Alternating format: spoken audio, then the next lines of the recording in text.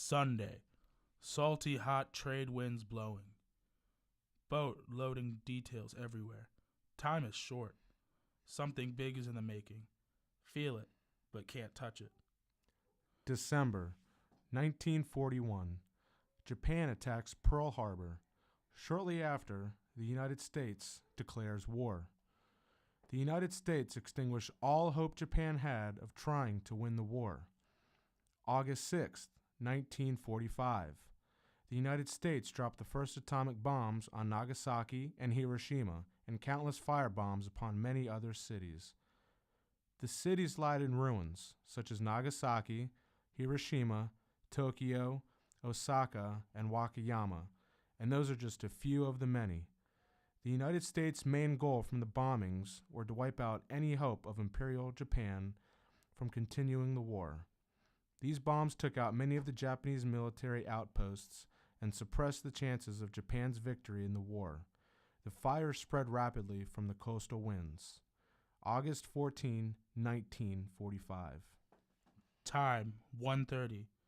Word has just arrived that our White House has received the signed surrender papers of Japan, putting the flamethrowers away now, I hope. All hazardous training ceases.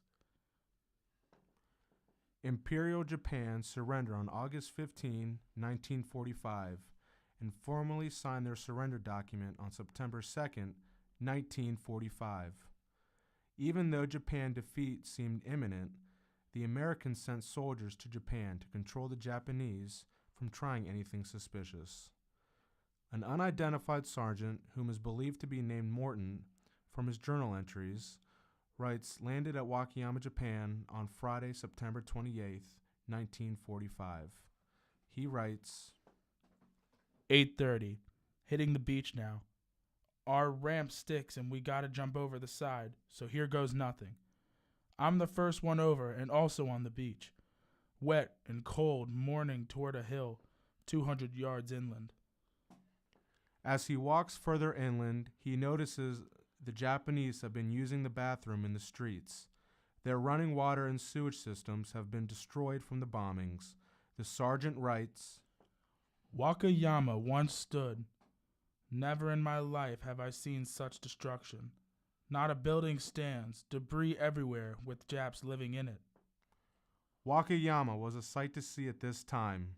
Crumbled buildings, debris everywhere, Japanese men, women, and children begged the soldiers for food and water. The bombing raids took a toll on cities and people in Japan. The sergeant writes, Hungry children crowded around me. Wanting cigs and candy, of course I give them some. They offer money. They seem to have plenty. The reason is there's no food and clothes for them to buy. The life of a soldier is very difficult. There are many challenges they face both mentally and physically. Friday, September 28th, 1945.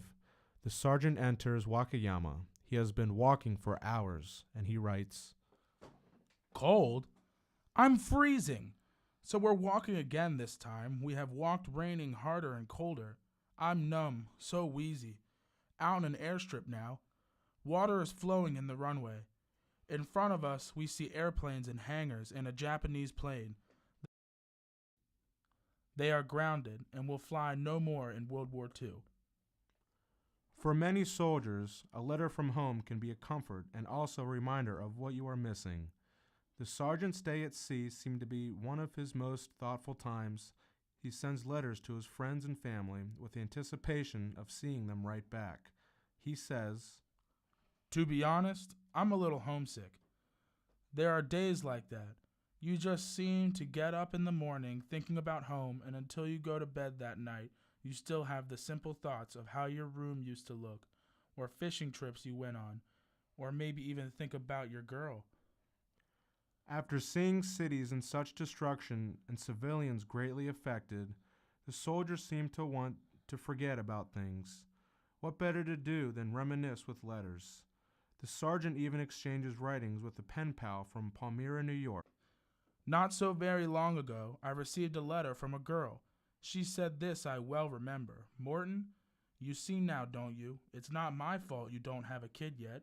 Yeah! Letters like these can help distract the mind of the everyday struggles of being a soldier, but news from the outside world can also be a reality check. Morton receives a letter from his longtime pen pal, Jean Schultz, who has just informed him that she has 6 months to live, and the sergeant writes, I've never met her in person, but she must be a wonderful girl to have courage shown in her letters.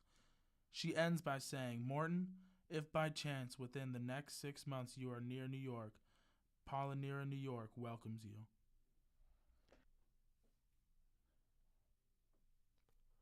To the nation of Japan, which has encountered death and destruction, someone had to bring order back to Japan. That man's name was General Douglas MacArthur. The general runs the country through Emperor Hirohito to keep the people from being on edge. General MacArthur was named Supreme Commander of Allied Powers and established many plans to bring Japan out of the rubble and back to a stable nation. He helped reconstruct the health and welfare system in Japan, which was desperately needed. He appointed military doctors to be administrators during the reconstruction of Japan. The Red Cross also plays a vital role in aiding the Japanese people. The sergeant encounters a Red Cross officer for help with one of his soldiers, and he writes, We find the Red Cross officer at his office. He is nice. I tell him for 6 months to read letters from this boy's people. He tells me I have to appear in front of an interviewing board. He is getting to go home depending on the decision. I write his sister a personal message. The United States sent soldiers over to Japan to help restore order. Sergeant Morton just happened to be one of the very first responding soldiers to arrive in Japan. He writes, 1500. I'm riding a water truck now to a water point in center of Jap village, 4 miles down the road near Osaka. His journey across the sea allowed him to encounter different cultures as well as interacting with the native